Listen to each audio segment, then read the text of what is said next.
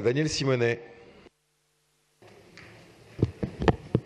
Oui, mes chers collègues, derrière le ton très unanime de toutes nos interventions pour faire de Paris une ville sans plastique, regardons la réalité en face.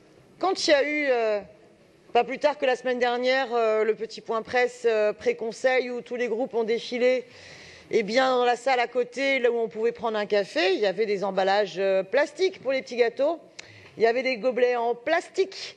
Là, tout à l'heure, vous allez à la cafétéria, vous allez prendre des petits gâteaux avec votre café. Ils sont dans des emballages en plastique.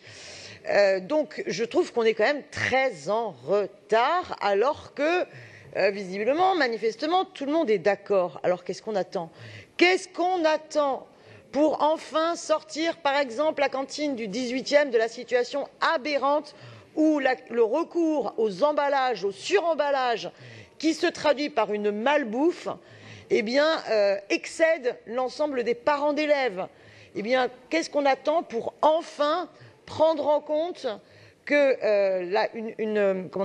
la restauration collective dans nos écoles doit non seulement être en régie directe, mais doit sortir de la grande concentration avec les liaisons froides et tous ces emballages et tout son cycle qui dégrade la qualité de la restauration pour enfin une restauration locale avec des produits faits qui responsabilise beaucoup plus les personnels. Qu'est-ce qu'on attend? Je trouve que dans l'état des lieux de la communication, hélas, on n'est pas assez précis sur la nature des 140 contenants plastiques. Parce qu'on a à la fois les problématiques d'acheminement, les problématiques de préparation et les problématiques de service dans la restauration collective.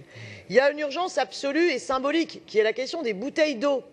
Et la question des bouteilles d'eau, vous allez la retrouver à la fois dans l'ensemble de la restauration collective des écoles pour les pique-niques pendant la période estivale. Il faut absolument qu'on diffuse la culture des gourdes, la culture des fontaines d'eau, la culture des verres EcoCup qui se réutilisent et se conservent.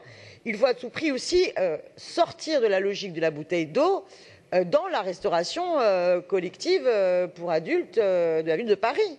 Je veux dire, ça veut dire simplement aux 9 places, juste à côté d'ici. Est-ce qu'on prend conscience de cela? Comment est-ce qu'on agit aussi sur l'ensemble des distributeurs aujourd'hui qui sont à nombre d'étages de nos administrations parisiennes? Il y a donc une urgence à agir et pas simplement à appliquer la loi, puisque je vous rappelle que c'est au 1er janvier 2020 qu'il faudra sortir l'ensemble de la vaisselle jetable et les bouteilles d'eau de notre restauration collective, c'est-à-dire dans très peu de temps.